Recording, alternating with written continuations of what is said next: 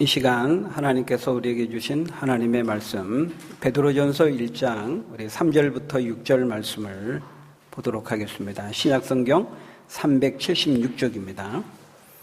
베드로전서 1장 3절부터 우리 6절까지 말씀 우리 한 절씩 교독하겠습니다. 제가 3절을 읽습니다.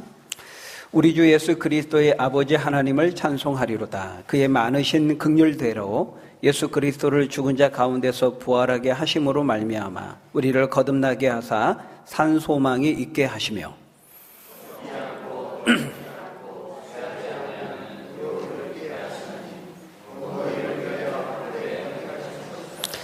너희는 말세에 나타내기로 예비하신 구원을 얻기 위하여 믿음으로 말미암아 하나님의 능력으로 보호하심을 받았느니라.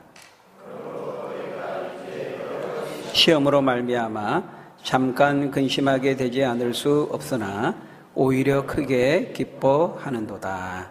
아멘. 우리가 살아가는 시대 참 불확실성의 시대라고 말합니다. 우리는 불확실성의 시대를 살아가고 있고 또 불안전의 시대를 살아가고 있습니다. 또 불신의 시대 속에 우리가 살아가고 있습니다. 이 세상에 진정으로 확실한 것도 없고 안전한 것도 없고 또한 믿을 만한 것도 없습니다. 우리가 오래전에 몇 년 전만 해도 직장도 평생 직장 이런 말 했습니다마는 그것도 옛말이 된 지 이제 오래되었습니다. 직장도 우리의 미래도 확실하지가 않습니다. 또 오직 너만 사랑한다고 하늘의 별도 달도 다 따주겠다고 나만 믿으라고 했던 연인들의 그 사랑 고백도 믿을 것이 못 됩니다. 우리가 다 경험하죠. 또 예기치 않는 갑작스러운 그 사건 사고가 또 얼마나 많은지 모릅니다. 저의 경우도 어제 토요일 아침에 제가 잘 아는 한 집사님이 교통사고로 사망하는 그런 사고를 당하셨습니다. 개인적으로 너무 충격적이고 비통을 금할 수 없었습니다. 바로 제가 그제 전날 카톡으로 이렇게 대화를 했었거든요. 농담도 이렇게 주고받으면서 그랬는데 바로 어제 아침에 그렇게 됐다니까 정말 참 믿기지가 않았습니다. 정말 인생의 그 허망함, 그 속절없음을 실감하는 그런 하루였는데요. 참 이렇게 갑자기 우리에게 불행이 닥치고 또 배신하고 또 속이고 참 불확실하고 불안하고 그 어느 것도 믿고 의지할 수 없는 그런 시대 속에 살아가고 있다는 것입니다. 그런데 여러분, 오늘 본문은 그럼에도 불구하고 진정으로 확실한 것이 있다고 우리에게 말씀하고 있어요. 진정으로 안전하고도 믿을 만한 것이 있다고 우리에게 말씀합니다. 그것이 무엇입니까?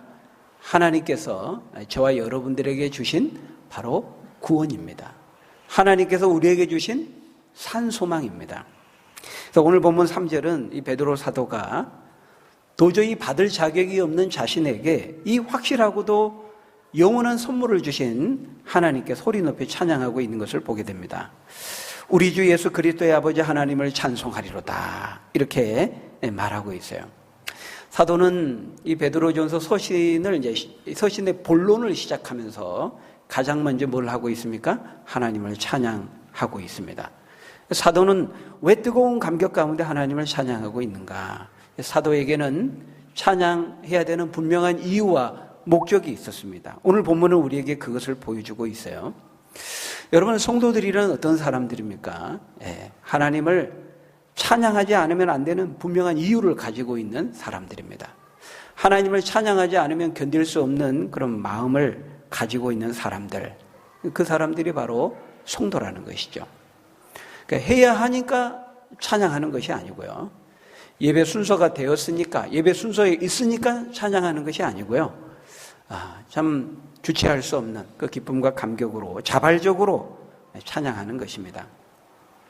그런 점에서 과연 나는 지금 어떤 동기로 찬양하고 있는지 생각해 보게 되는 것이죠. 그렇다면 사도는 무엇을 찬양하고 있는가? 그 찬양의 내용이 무엇입니까? 거기 3절에 보니까요. 하나님께서 우리를 거듭나게 하시고 산 소망 주신 것을 찬양하고 있어요. 우리 3절 말씀 한번 같이 읽어봅니다. 시작. 우리 주 예수 그리스도의 아버지 하나님을 찬송하리로다. 그의 많으신 긍휼대로 예수 그리스도를 죽은 자 가운데서 부활하게 하심으로 말미암아 우리를 거듭나게 하사 산 소망이 있게 하시며. 다시 말하면 사도는 자격 없는 자신에게 복음을 들려주시고 구원을 얻게 하신, 구원을 베풀어 주신 하나님께 감사 찬양하고 있는 거예요. 그런데 여기서 이 구원을 굉장히 다양한 표현으로, 다양한 단어를 사용해서 설명하고 있는 것을 볼 수 있어요. 사실 이 짤막한 이 말씀 속에, 구절 속에 굉장히 많은 교리들이 담겨 있습니다. 그래서 우리가 베드로 서신을 교리서라고 사람들이 많이 그래요. 기독교 진리와 교리를 잘 보여주는 그런 서신이라는 거예요. 그러니까 사도 바울의 서신, 대표적으로 로마서 같은 경우도 사도 바울의 교리서 이렇게 말하거든요.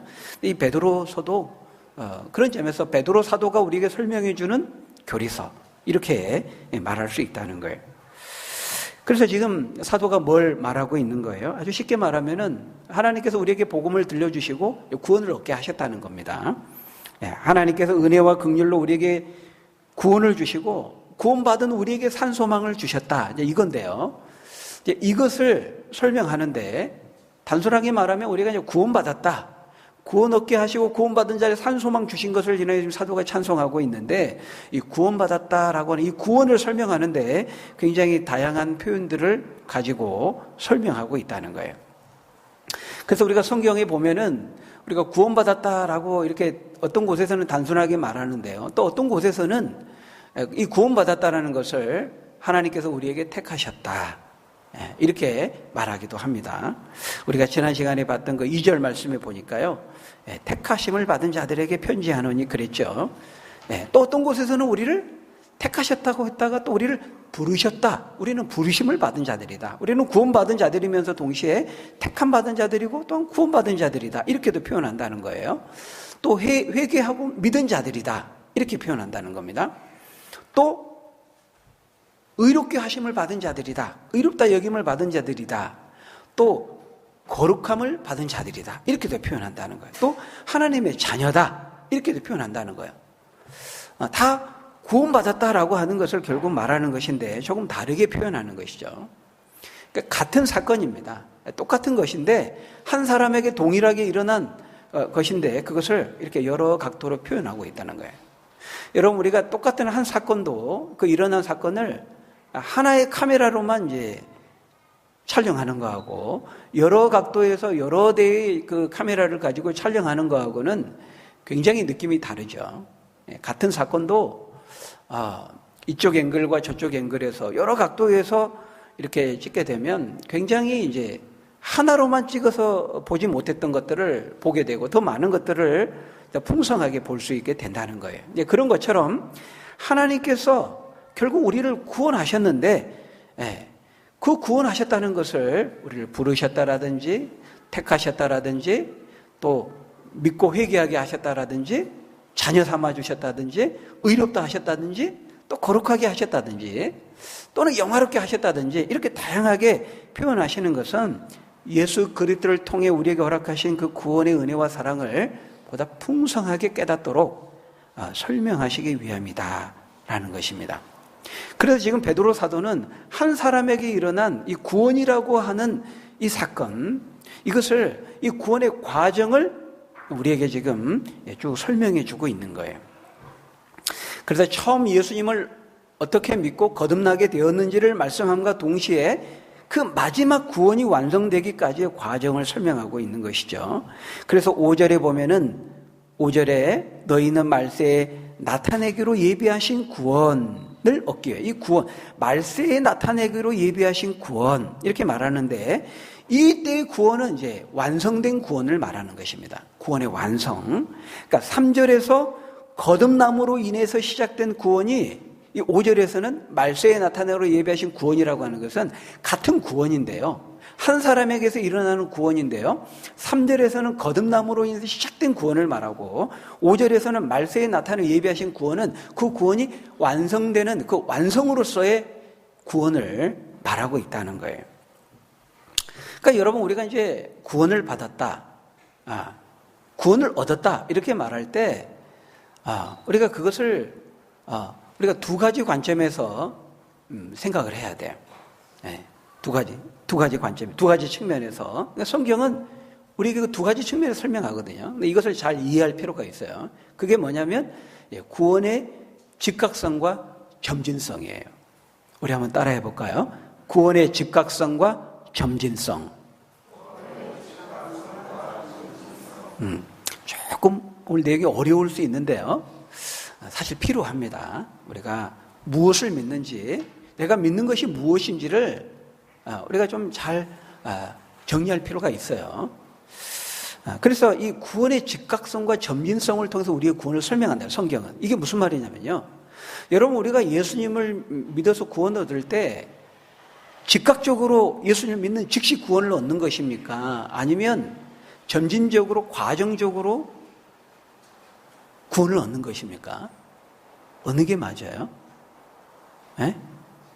따라합니다. 둘 다 맞습니다. 네. 불만이세요? 왜 안 따라하세요? 네. 둘 다라는 거예요. 저는 그걸 설명하고자 하는 겁니다. 성경이 어떨 때는 어느 순간에는 우리의 구원을 설명하는데 예수님을 믿는 즉시 구원을 얻었다고 설명하잖아요. 그죠? 성경을 읽다 보면 그런 말씀들이 많이 있죠. 근데 또 어느 순간에는 앞으로 계속해서 이루어야 될 구원에 대해서 점진적으로 또 이루어야 될 구원에 대해서 말한다는 것이죠. 그래서 오늘 5절에도 보면은 말세에 나타날 예비하신 구원이 또 있다는 거예요.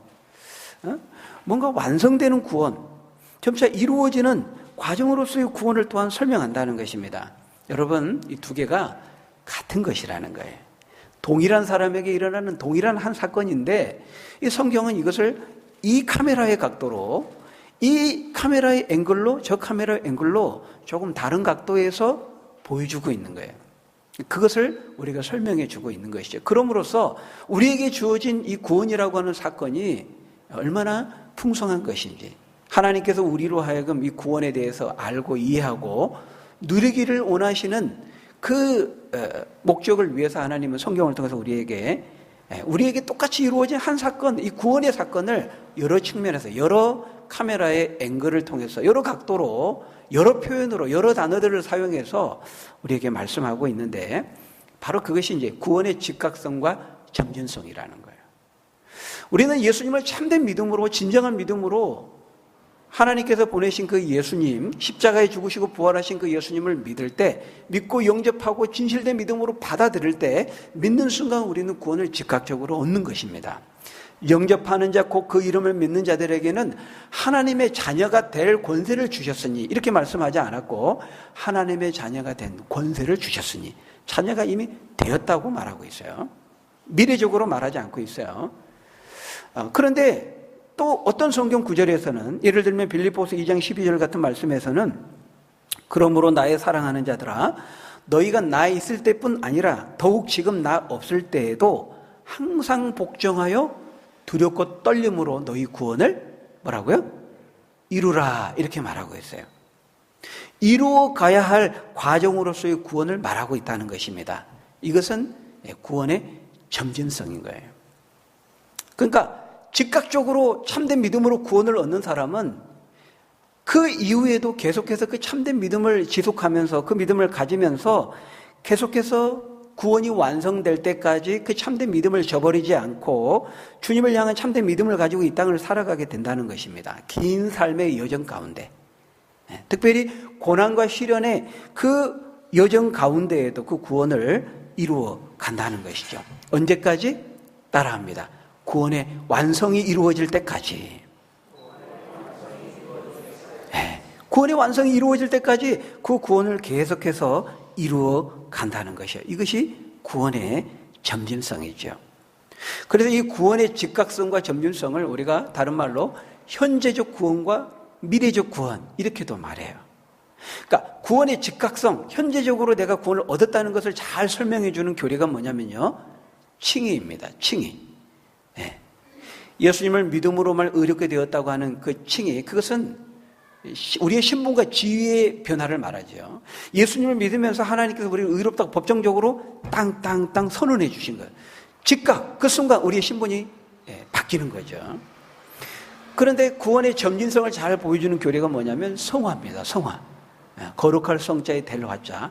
점차 점점 더 거룩하게 되어져 가는 것이죠. 과정으로서의 구원을 우리에게 설명하고 있는 것입니다. 그래서 여러분 3절 말씀, 오늘 본문 말씀을 잘 보면요, 3절에 보면 이 거듭남에 대해서 말해요. 거듭났다는 것은 우리를 구원했다는 것입니다. 근데 거듭나게 하신 분이, 그 주체가 하나님이시라고 말씀하고 있어요. 그래서 사도는 지금 그 거듭나게 하신 하나님을 찬송하고 있는 겁니다. 우리 주 예수 그리스도의 아버지 하나님을 찬송하리라. 왜냐하면 그 하나님께서 그의 많으신 긍휼대로 예수 그리스도 죽은 자 가운데서 부활하게 하심으로 말미암아 우리를 거듭나게 하사 거듭난 우리에게 산 소망을 주셨기 때문입니다. 이렇게 말하고 있는 것이죠. 그러니까 하나님이 우리를 거듭나게 하시는 거예요. 이 거듭났다는 것은 거듭 태어났다는 거거든요. 누구도 스스로 태어날 수는 없어요. 그죠? 예. 부모 없이 태어날 사람이 있습니까? 그런 것처럼 우리가 영적으로 새롭게 태어나는 이 거듭나는 것도 마찬가지인 것이죠. 사람은 스스로 할 수 없다는 거예요. 하나님께서 우리를 태어나게 하셔야만 한다는 것입니다. 뱀은 스스로 자신의 허물을 벗을 수 있지만 허물과 죄로 죽은 우리는 스스로 우리의 허물과 죄를 씻을 수 없다는 것입니다. 오직 하나님의 긍휼로, 거기 보면 그의 많으신 긍휼대로 이렇게 말하는데요, 이 긍휼대로라는 것은 하나님께서 우리를 불쌍히 여기시고 사랑하셔서 그 자비와 긍휼로 인해서 예수 그리스도, 아들이신 예수 그리스도를 보내셔가지고 십자가에 죽게 하시고 부활하게 하셨다는 거예요. 그래서 그 부활하게 하심으로 말미암아 우리를 거듭나게 하셨다는 거예요. 이 거듭나게 하셨다는 것은 우리를 구원하게 하셨다, 이 말을 지금 거듭남으로 표현하고 있는 거예요. 우리가 구원을 얻었다는 것이 뭐냐? 새롭게 태어나는 것과 같다는 것입니다. 그 구원받았다는 측면을 거듭남으로 설명하고 있는 거예요. 새로운 인생을 사는 것으로, 새롭게 태어나는 것으로 그 구원받았다는 의미를 설명하기 위해서 거듭났다라는 표현을 하는 것이죠. 근데 여기에 사실 부활하게 하심으로 말미암아 거듭나게 하시다 그랬는데 이게 생략된 거예요. 뭐가 생략됐을까요? 부활하게 하심을 믿음으로 말미암아, 믿음으로라는 말이 사실은 생략되어 있는 것이죠. 자, 어쨌든 그 긍휼대로라고 하는 것은 곧 우리를 향하신 하나님의 사랑과 그 사랑의 마음과 은혜를 의미하는 거예요. 그러니까 하나님이 저와 여러분들을 사랑하셔서 은혜와 긍휼 베푸시기를 원하셨다는 것이죠. 그리고 하나밖에 없는 그 예수 그리스도 우리에게 보내셔서 십자가에 죽게 하시고 부활하심을 믿게 하심으로 말미암아 우리를 거듭나게 하셨고, 거듭나게 하심으로 말미암아 우리에게 산 소망을 주셨다, 이렇게 말씀합니다. 그러니까 거듭나고 구원받은 모든 사람들에게는 하나님이 다 소망을 주셨어요. 그러니까 믿는 자들에게는요 소망이 있는 겁니다. 그래서 하나님을 믿는 사람은요 소망을 가지고 사는 거예요. 이 땅을 살아갈 때 여러분, 소망이 뭡니까? 바라는 거죠. 기대하는 거죠. 믿는 사람에게는 소망이 있는 거예요. 근데 그 소망이 어떤 소망이라고요? 산 소망이라고 말하고 있어요. 살아있는 소망이라는 거예요. 다른 말로 말하면 살리는 소망이에요. 그러니까 예수님을 믿으면 절망하고 좌절하고 낙담하고 죽으려고 하는 인생이 살아나게 되는 겁니다. 새로운 산 소망이 생기는 거예요. 삶의 목적과 목표와 기대가, 바라봄이 생기게 되는 것이죠. 여러분, 인생을 살아가는 데 있어서요, 이 소망과 희망을 가지고 사는 인생과 그렇지 않는 인생은 완전히 다른 것입니다. 완전히 달라요. 근데 하나님은 우리를 예수 믿게 하시고 거듭나게 하셔서 산 소망을 주셨다는, 그리고 그 소망을 바라보면서 그 소망을 붙잡고 소망을 기대하면서 살아가게 하신다고 말씀하죠. 물론 믿지 않는 사람에게도 나름대로의 소망이 있습니다. 믿지 않는 사람에게도 나름대로 기대하고 바라는 삶의 목적이 있죠. 근데 그게 뭡니까? 이제 더 많은 돈을 벌고 더 많은 권력과 명예와 이 세상의 것을 이제 소망으로 삶아서 살아가는 것이죠. 근데 하나님께서 예수 그리스도를 믿음으로 거듭난 자에게 주시는 소망은 그런 소망이 아니라는 거예요. 그런 죽은 소망이 아니고 산 소망이라는 것입니다. 그래서 그 4절 말씀에 그 소망을 설명합니다. 우리 4절 말씀 같이 읽어볼까요? 소망이 어떤 소망입니까? 우리 같이 읽습니다. 시작. 썩지 않고 더럽지 않고 쇠하지 아니하는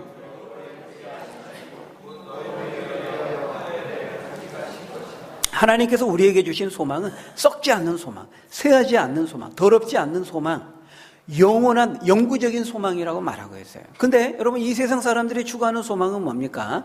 돈이든 또 물질이든 권력이든 이 세상적인 것들은 여러분 쇠하는 거예요. 영원한 것이 아니고 일시적인 것이라는 것입니다. 잠정적인 것이라는 것입니다. 근데 여기 이 소망을 4절에 보니까 유업으로 표현하고 있어요. 유업. 하나님께서 우리에게 유업으로 주셨다는 거예요. 유업이 무슨 말입니까? 다른 말로 말하면은 유산이죠. 유산. 육신의 부모는 자녀에게 유산을 물려줍니다. 상속합니다. 그런 것처럼 예수님을 믿어서 하나님의 자녀가 되었기 때문에 하나님의 자녀들에게만 이 유산, 이 유업을 주는데 그 유업이 어떤 것이냐면 썩지 않고 쇠하지 않고 더럽지 않고 영구한 그런 소망이라는 그 소망을 유산으로 유업으로 우리에게 주신다. 모든 믿는 자, 모든 거듭난 자에게 다 주신다는 거예요. 근데 여러분 이 세상 사람들이 추구하는 자식들에게 어떻게 하든지 물려주려고 하죠. 막 세금을 탈루하면서 불법과 탈법을 막 저지르면서도 막 자식들에게 막 돈을 물려주려고 하고 집을 물려주려고 하고 재산을 물려주려고 합니다. 그런데 정말 그것이 자식들에게 복이 될지 화가 될지도 모르면서 이제 그렇게 하는 것이죠. 그런데 여러분 우리가 알아야 될 것은 이 세상의 것들은요 인간에게 진정한 소망이 될 수 없다는 거예요. 허망한 것입니다. 아까도 제가 이야기했습니다마는 죽으면 다 끝나는 거예요. 죽으면 다 내려놓고 가는 겁니다. 그런 것들이 절대로 우리의 소망이 될 수가 없어요. 그거는 쇠하는 것이고 부패하는 것이고 조먹는 것이고 썩는 것이고 영원하지 않고 일시적이고 잠정적이고 덧없는 것이라고 말하죠. 그래서 전도서 1장 2절에 보면 헛되고 헛되며 헛되고 헛되니 헤아려서 하는 모든 인간의 수고가 무엇이 유익한가 이렇게 우리에게 말씀합니다. 그런데 여러분 하나님께서 저와 여러분들에게 주시는 그 유업은 우리에게 물려주시고자 하는 유업은 그런 썩어지고 쇠해지는 일시적인 것들이 아니라는 거예요. 썩지 않고 더럽지 않고 쇠하지 않는 영원한 것이다 이렇게 말씀합니다. 그 말은 그만큼 확실한 것이라는 거예요. 확실한 것. 여러분 우리가 다음 시간에 자세히 보겠습니다만 거기 7절에는 그것을 뭐라고 말하고 있습니까?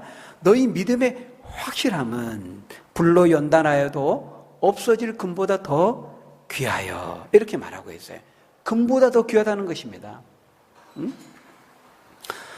여러분 이 다른 것들은 다 이렇게 용광 놓고 이렇게 불을 가열하면요 다른 불순물들은 다 없어집니다. 근데 금은 남습니다. 그래서 금이 가치가 있는 겁니다. 시간이 아무리 흘러도 날씨가 더워도 추워도 그게 보존성 때문에 그 영구성 때문에 화율이 오르고 내리고 막 그래도요 금의 그 가치가 보존되기 때문에 이제 금이 보물인 것이죠. 그래서 금이 가치 있는 것이죠. 그런데 하나님께서 우리가 예수 그리스도를 진정으로 믿음으로 인하여서 우리에게 주어지는 그 구원의 소망은 그 귀한 가치 있는 금보다 더 귀한 것이다 이렇게 말하고 있어요. 왜냐하면 하나님께서 우리에게 주신 것이고 하늘에 간직되어 있는 것이고 하나님이 보관하시고 하나님이 보호하시는 것이기 때문이다 이렇게 말하고 있어요. 그러니까 하늘의 금고에 딱 되어 있는 거기 때문에요 하나님이 지키시고 보호하시는 것이기 때문에 그건 녹이 슬거나 좀이 먹거나 쇠하지 않는 확실한 것이라 이렇게 말하고 있어요. 하나님께서 우리에게 주신 구원이 그렇고요. 하나님께서 우리에게 주신 약속이 그렇고요. 하나님께서 우리에게 주신 그 구원으로 말미암아 거듭난 자에게 주시는 그 소망이 그렇다는 것입니다. 끝까지 지켜지고 보호된다는 거예요. 보장된다는 거예요. 하나님이 보증한다는 거예요. 우리가 이 교리를 뭐라고 말하냐면 견인의 교리라고 말합니다. 뭐라고 한다고요? 견인의 교리, 성도의 견인교리라고 해요.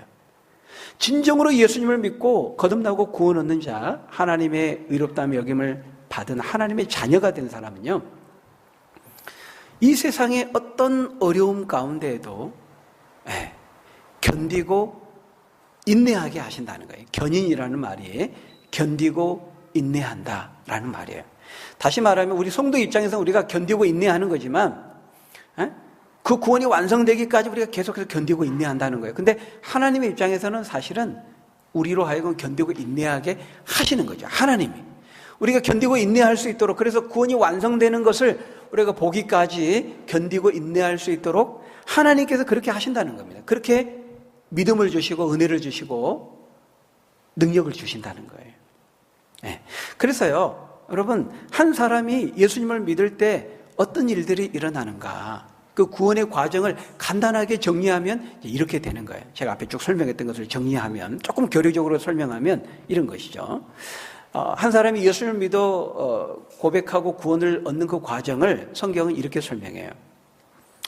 내가 예수님을 믿는다고 회개하고 고백하기 전에 먼저 하나님께서요, 창세전에 우리의 구원을 택하셨다고 말하고 있어요. 예정하셨다고 말하죠.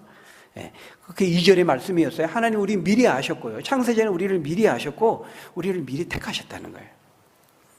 그리고 택하신 우리들을 하나님의 때가 참에 우리를 부르세요. 그것을 뭐라고 말하냐면 소명이라고 말해요. 뭐라고 한다고요? 소명. 창세전에 우리를 구원을 예정하시고 택하셨는데, 이것은 우리가 알지도 못할 때 하나님께서 계획하시고 하신 거죠. 이것을 택하신 걸 선택교리라고 말하고, 그 택하시고 예정하신 자들을 이 땅에 살면서 이제 하나님 때가 차면 우리를 부르세요. 그 부르심, 그걸 콜링이라고 하는데 그걸 소명이라고 해요. 우리가 다 그렇게 소명 받았잖아요. 부르심 받았잖아요. 뜻밖의 장소에서 전혀 예기치 않는 시간에, 저도 그랬거든요. 저도 고등학교 때 친구 따라서 그냥 추수감사절 때 하도 친구가 사정하니까 한 번만 그냥 가서 한번 공연한다니까 한번 봐주고 와야 되겠다. 친구 간에 그 우정을 생각해가지고, 친구가 참 괜찮은 애였거든요. 착하고. 박종재라는 친구였는데요. 그 아들이 지금 저기 있습니다. 마산에 사는데요. 이제 이쪽으로 그 성경학원에 입학을 해서 왔는데, 여러분, 그 하나님께서 전혀 뜻밖의 장소에, 저는 그때 예수 믿으려고 간 게 아니었어요. 근데 하나님이 그렇게 부르신 거예요. 친구를 통해 가지고 약간의 꼬임과 감언이설과 이런 걸 통해 가지고 이제 저를 부르신 거죠. 그래 가지고 주님을 이제 복음을 듣게 한 겁니다. 이게 이제 부르심이에요. 하나님께 우리를 부르실 때 여러 방면으로 부르신 거예요. 전도지를 통해 부르실 때도 있고, 때로는 이렇게 가까이 있는 친구를 통해 부르기도 하고, 아니면 사업의 실패를 통해서 우리를 부르기도 하고, 건강이 상하는 것을 통해 우리를 부르기도 하고, 여러 방법을 통해서 방편을 우리를 부르세요. 이 아내가 계속 가자고 하니까 가정의 평화를 위해서, 아내의 성화에 못 이겨서 이렇게 하나님 우리를 부르시기도 하고, 여러 방편 우리를 부르세요. 하나님 부르신 방편은 많은데 이게 소명이에요. 소명. 이게 부르심이에요.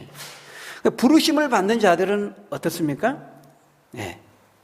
근데 하나님께서 우리를 부르시는데, 그 부르심이 이제 우리가 이제 믿음으로 응답하잖아요. 회개하고 믿음으로 응답하는데, 그 부르심에 응답하기 전에 먼저 하나님이 우리가 의식하지 못하는 순간에 누구를 보내시냐면 성령을 보내세요. 성령. 그래서 이 성령을 보내셔가지고 우리의 마음을 그 부르심에 저항하지 못하도록, 그 부르심을 수용하도록, 그 콜링을 거부하지 않도록 유들유들한, 부들부들한, 유순한, 온유한 마음, 부드러운 마음을 갖도록 우리의 마음의 토양을 바꾸시는 작업을 하는데, 그 우리의 마음을 변화시키시고 바꾸시는 그 성령의 작업을 뭐라고 그러냐면 거듭남, 이렇게 말해요. 뭐라고 말한다고요? 거듭남이라고 말해요. 거듭남. 중생이라고 말하죠. 그래서 우리의 마음의 토양이 완전히 바뀌어지면요, 그때 그 사람은 비로소 자신이 죄인됨을 인정하게 돼요. 받아들이게 돼요. 그리고 예수님을 영접하고 믿게 되죠. 믿고 회개하게 되고, 회개하고 믿게 돼요. 이걸 뭐라고 말하냐면 회심한다 그래요. 뭐라고 한다고요? 회심한다. 믿고 회개하는 순간, 회개하고 믿는 순간, 하나님은 그 회개와 믿음을 보시고, 그 믿음과 회개를 보시고 우리를 의롭다고 칭하세요. 그게 뭐라고요? 칭이에요. 칭이. 뭐라고요? 칭이. 요 순간만이라도 따라 해봐요. 듣고 잊어먹을지라도. 칭이. 칭의는 법정적인 용어라 그랬죠. 의롭다 칭한다는 거예요. 칭의. 의롭다 칭한다. 칭의. 법정적인 용어죠. 그래서 땅땅 칭하는 순간 판결이 끝나는 겁니다. 순간적으로 즉각적으로 이루어지는 거죠. 그래서 이 칭의를 아까 말한 대로 구원의 즉각성을 잘 보여주는 설명해주는 교리라고 했어요. 이 의롭다 칭함을 받는 사람은요, 의롭다함을 받은 사람은 그 의를 간직하기 위해서 더 거룩하게 살려고 해요. 이게 뭐냐면 성화예요. 성화. 뭐라고 한다고요? 성화. 거룩할 성자에 될 화자예요. 우리가 목욕을 하고 깨끗하게 되면요, 새 옷을 입으면 어때요? 새 신발을 신으면 조심하게 돼요. 그죠? 더러워질까봐. 이제 그게 성화라는 거예요. 중생을 통해서 깨끗하게 새로워지고 변화되죠. 또 의롭다 칭함을 받죠. 근데 그 의롭다 칭함을 받는 것이 그냥 신분과 지위만 바뀌는 것이 아니고요. 물론 그 신분과 지위가 바뀌는 그 순간을 우리가 칭의라고 한다 그랬어요. 근데 칭의를 받게 되고 의롭다 여김을 받게 되고 신분과 지위가 바뀌게 되면요, 점차 더 그 의로움의 그 신분을 지키려고 노력하게 된다는 거예요. 그게 성화라는 거예요. 그래서요, 우리가 먼저 의롭다 칭함을 받으면 우리 신분과 지위가 바뀌게 되죠. 구원받은 백성이 되는 거예요. 그런데 그 신분과 지위만 바뀌는 것이 아니라요, 의롭다 여김을 받은 사람은 이제 실제적으로 그 삶의 과정 속에서 실제적인 우리 안에 지위와 신분만 바뀌는 것이 아니고 실제적으로 우리 내면도, 중심도, 우리의 존재도, 인격도, 성품도, 성향도 실제적으로 바뀌게 돼요. 변화가 이루어져요. 거룩하게 변화가, 실제적인 진전이 이루어진다는 거예요. 이걸 뭐라고 말하냐면 성화라고 한다는 거예요. 그래서 우리가 그걸 잘 설명해 주는 게 이제 제가 종종 설명했습니다만은 그 이민 가는 걸로 제가 설명했어요. 이민. 그죠? 어떤 사람이 이제 이민을 가면요, 이제 국적이 바뀌어요. 신분과 지위가 바뀌어요. 그건 순간 딱 바뀌는 거예요. 근데 이민 가도 국적은 바뀌었고 신분이 바뀌었는데 그 사람 자체는 잘 안 바뀌어요. 그죠? 여전히 말하는 거, 먹는 거, 생활 습관 이런 거 잘 안 바뀌어요. 근데 조금 1년, 5년, 3년 이렇게 쭉 살다 보면요, 그 신분에 걸맞게 그 이민자답게 이제 생활도 바뀌고 사고방식도 바뀌고 여러 가지 것들이 이제 바뀌어요. 그래서 따라서. 그죠? 그런 것과 같다는 거예요. 순간적으로 그 신분이 딱 국적이 바뀌는 것이 칭이라고 하고, 그 의롭다 칭함을 받는 사람은 그 의를 지키기 위해서 지속적으로 더 의를 향해 거룩하게 나아간다는, 그게 이제 성화라는 겁니다. 그 성화의 과정 속에 뭐가 있냐면은 견인이 있는 거예요. 성화는 점점 거룩하게 되잖아요.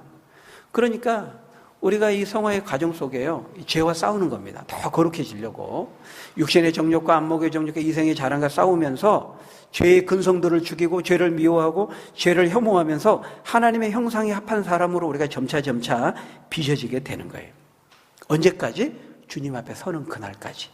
말세의 구원이 나타내로 예비하시는 그날까지, 구원이 완성되는 날까지 우리는 계속해서 성화의 과정을 걷는 거예요.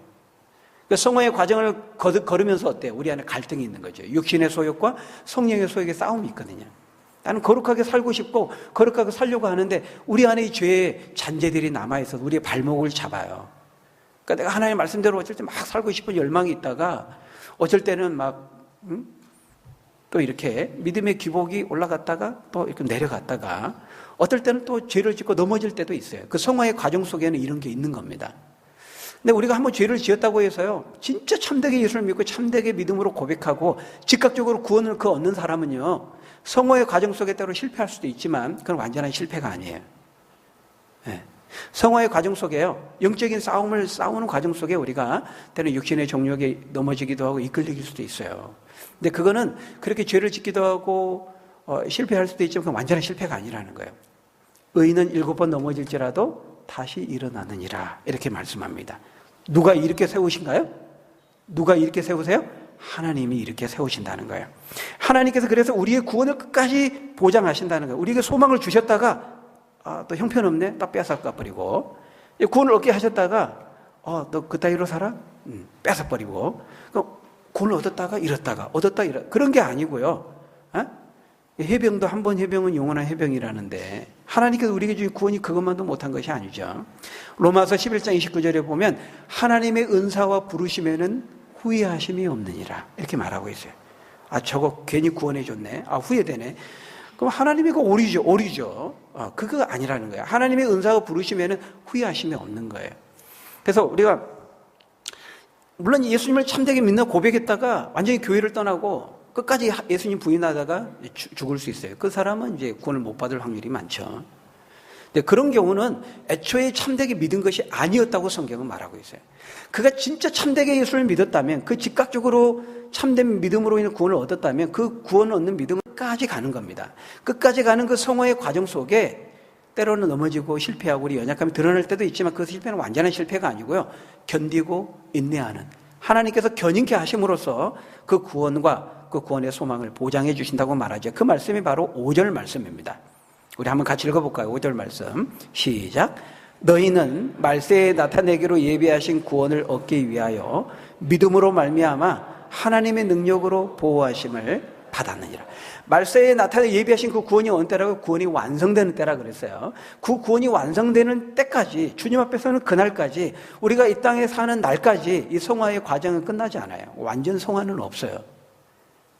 우리가 더 이상 죄로 인하여서 고민하지 않아도 되고 갈등하지 않아도 되고 죄와 싸우지 않아도 되는 때라는 없다는 거예요. 이 땅에 우리가 숨을 쉬고 있는 동안에는 성도에게는 없어요. 계속 갈등하는 거예요. 계속 고민하는, 고뇌하는 거예요. 하나님 말씀 앞에 때로 양심의 찔림을 겪으면서 그 영적인 고통가 있는 거예요. 성령의 소욕과 육체의 소욕의 그 싸움이 있는 것이죠. 말세에 나타나는 예비하심까지 그 있는 겁니다. 그러나 때로는 좀 넘어지기도 하고 우리의 허물이 드러나기도 하고 그렇게 되는 거죠. 그러나 구원을 얻기 위해 믿음으로 말미암아 우리가 하나님에 대한 참된 믿음이 있는 한 그 믿음으로 말미암아 하나님의 능력으로 보호하심을 받는다 이렇게 말하고 있는 것이죠. 그래서 여러분 우리가 이제 참 생각해 보면 참 좀 이해가 안 되는 측면이 있어요. 여러분 우리가 견인한다는, 견디고 인내한다는 거잖아요. 견디고 인내한다는 것은 우리를 견디고 인내하게 만드는 어떤 그 시련, 어려운 삶의 상황이 신자에게 주어진다는 것을 전제하는 겁니다. 왜 하나님께서 이렇게 하실까? 그토록 창세전에 우리를 택하셔가지고 미리 아셔가지고 그렇게 준비하셔가지고 우리를 그 많은 긍휼하심으로 아들을 보내셔서 죽게 하시고 부활하게 하심으로 우리를 거듭나게 하시고 믿게 하시고 의롭다 하셨는데 썩지 않고 쇠하지 않고 더럽지 않는 그 영원한 우리에게 소망까지 주셨는데 우리를 그렇게 귀하게 여기시고 사랑하신다고 말씀하셨는데 왜 이 땅에서 구원받은 하나님의 자녀로 살아갈 때 시련이 있게 하실까? 거기 6절에 보면요, 너희가 여러 가지 시험으로 말미암아 근심하게 되는 일에 대해서 말하고 있어요. 왜 하나님께서 이렇게 하실까? 왜 참으로 하나님의 보호하심을 받는 신자에게 이런 고난이 있고 시련이 있을까? 우리가 참 이해가 좀 안 되는 것이죠. 그렇지 않습니까? 참 믿음으로 사는데 왜 갑작스러운 그런 사건 사고들이 일어날까? 새벽기도 갔다 오다가 막 괴한에게 습격을 당하고 기도원 갔다가 열심히 수련회 갔다가 기도하고 은혜 받고 성령 충만해도 오다가 막 사고가 나고 어떻게 교회에 막 불이 나고 이런 일이 있을까? 우리 인간적으로 보면 하나님 없어. 그런 결론으로 나가기가 쉽죠. 근데 여러분 이 믿음의 시련이라는 부분을 우리가 잘 이해해야 됩니다. 그 믿음의 시련을 우리가 잘 이해하고 잘 통과할 때만 그것을 그 문제를 잘 이해하고 성경을 통과할 때만 우리는 성숙한 믿음이 될 수가 있다는 거예요. 그래서 우리가 예수 믿으면 다 잘 되고 시련도 없고 고난도 없고 그것이 하나님의 축복이고 그 하나님의 보호하심을 받는 자녀의 모습이라고 우리는 생각할 때가 많다는 거예요. 그죠? 예수님의 수제자인 베드로도 우리처럼 생각했어요. 그래서 마태복음에 보면 그 17장인가요? 거기 보면 이제 변화산 그 체험이 나오잖아요. 예수님이 베드로를 데리고 야고보와 요한 세 제자를 데리고 높은 산에 올라가셨어요. 그 산 이름이 변화산이 아니고요. 그 산에서 이제 예수님이 변형되고 변화됩니다. 그래서 이제 변화산 체험 이렇게 말하는데요. 그때 이제 베드로가 어떤 체험을 하냐면은 예수님이 얼굴에 해같이 빛나고 그 예수님이 입은 옷이 막 막 빛이 나고 아주 그 엄청난 신령한 신비로운 체험을 하죠. 그래서 모세와 엘리야가 내려와가지고 예수님과 대화하는 그것을 이제 베드로가 체험하게 됩니다. 은혜 체험을 한 거죠. 엄청난 은혜 체험을 한 거예요. 그러니까 베드로가 너무 좋은 겁니다. 그래서 예수님께 말하죠. 예수님, 우리 내려가지 말고 여기서 영원히 삽시다. 내가 초막 셋을 세 개를 지어서 하나는 주를 위하여, 모세를 위하여, 엘리야를 위하여 지을 테니까 우리 저 산 내려가지 말고 우리 여기서 삽시다. 우리 여기서 찬양하고 예배하고 그냥 너무 좋네요. 우리 이 은혜 가운데 그냥 삽시다. 저 골치 아픈 세상 산 밑으로 내려가지 말고. 산 아래는 뭐가 있었습니까? 막 귀신 들린 자들 계속 기다리고 있었죠. 나중에 내려가니까 골치 아픈 죄악에 관영하는 시련이 있는, 고통이 있는, 번뇌가 있는 저 산 내려가지 말고 나 여기 너무 좋으니까 우리 여기 살았으면 좋겠습니다. 베드로가 그렇게 예수님께 요청했죠. 근데 예수님이 어떻게 하셨어요? 대답도 안 하셨어요. 성경에 보면 야, 쓸데없는 소리 하지 마, 내려와 하고 그냥 제자를 데리고 내려갔습니다. 방 내려가자마자 귀신 들린 자들, 고통 가운데 있는 자들, 이제 그들을 고치시는 예수님의 모습을 보게 되죠. 근데 우리의 생각은 그래요. 이 베드로처럼 우리가 예수 믿고 은혜 받고 이렇게 우리를 존귀하게 여기고 우리를 구원해 주셨다면은 이 변화산에 있는 것처럼 우리의 삶에 그런 일만 있어야지 왜 우리 삶에 이런 시련과 예기치 않는 사건과 이런 사고와 고통이 있는가 참 이해하기 어려운데요. 여러분, 물론 성경이 여러 가지로 설명하고 있어요. 제가 그걸 다 설명할 수는 없지만 여러분, 오늘 본문과 관련해서 설명하자면 우리는 지금 과정 속에 있기 때문에 그렇습니다. 말세에 나타나로 예비하신 그 구원이 완성되기까지 우리의 구원이 시작이 됐어요. 근데 지금 우리는 그 과정 속에 있어요. 하나님이 우리에게 구원을 통해 주신 그 소망에 대한 약속은 사실이에요. 진리예요. 그렇지만 아직 우리에게 현실화되지는 않았어요. 우리는 그 과정 속을 걷고 있는 거예요. 그러나 그 과정을 거치고 그 과정을 통과하면 말세에 예비하기로 하신 그 완성된 구원의 날이 반드시 온다는 거예요. 하나님께서 그렇게 반드시 이루고야 만다고 말씀하고 있습니다. 그러기까지 과정으로서 우리의 삶 가운데, 성도의 삶 가운데 흩어진 나그네와 같은 인생의 시련이 있는 겁니다. 믿지 않는 자와 같이 생로병사의 고통을 우리가 당하면서 그것에 더하여서 우리는 흩어진 나그네로서 믿음의 시련까지 더하여서 받게 되는 거예요. 왜? 우리가 과정 속에 있기 때문에 그렇습니다. 그러나 과정은 영원하지 않아요. 과정은 그러니까 과정인 거예요. 끝난 날이 온다는 거예요. 말세에 예배하기로 나타내시기로 예배하신 그 완성의 날이 반드시 오는 것입니다. 그때까지 하나님은 우리를 내버려두고 네 알아서 방치하는 것이 아니라 어떻게 한다고요? 하나님의 능력으로 세상 끝날까지 내가 너희와 항상 함께 있으리라 약속하시고 너희가 죽을 때까지 시편 48편 18절에 보면 너희가 죽을 때까지 내가 너희를 지켜주고 함께하고 능력으로 보호하겠다 이렇게 말씀합니다. 제가 이 맞잡은 손 말씀드렸죠. 우리가 하나님 믿고 구원을 얻었다는 것은 하나님과 우리의 손을 맞잡은 건데요. 이렇게 잡은 게 아니라 그랬어요. 이렇게 잡으면 내가 실수하고 죄를 지고 넘어질 때 손을 놓으면 내가 끝나는 거죠. 근데 이게 아니고 이렇게 잡는 거예요. 우리의 약함으로 인하여서 성화의 과정 속에 때로는 손을 놓는 그 실패하고 넘어지는 순간이 있더라도 하나님은 우리를 이 손을 붙들고 놓지 아니하시고 우리를 보호하시고 하나님의 능력으로 지키시고 책임지신다 말씀하고 있습니다. 너희 안에 착한 일을 시작하신 이가 끝까지 그리스도의 날까지 이루실지를 확신하노라. 빌립보서 1장 6절에서 우리가 보았죠. 히브리서 3장 14절에 뭐라고 말씀합니까? 우리가 시작할 때 확신한 것을 끝까지 견고히 잡고 있으면 그리스도와 함께 참여하는 자가 되리라. 이렇게 말씀합니다. 누가 우리를 그리스도의 사랑에서 끊으리요? 사망이나 죽음이나 천사들이나 권세자나 시련이나 그 어떤 것도 그리스도 안에 있는 하나님의 사랑에서 우리를 끊을 수 없느니라. 이렇게 말씀하고 있습니다. 바라기는 우리가 어떤 믿음의 시련의 상황에 처한다 할지라도 우리가 이 믿음의 확신을 가지고 흔들림 없이 이 믿음의 소망을 붙들고 힘차게 올곧게 달려가고 걸어가고 이기고 승리하는 저와 여러분들이 다 되시기를 예수님의 이름으로 간절히 축원합니다. 우리 기도하겠습니다. 아버지 하나님, 자격 없는 저희들에게 이 놀라운 구원의 복음을 들려주시고 믿게 하시고 거듭나게 하시고 구원 얻게 하여 주시니 감사합니다.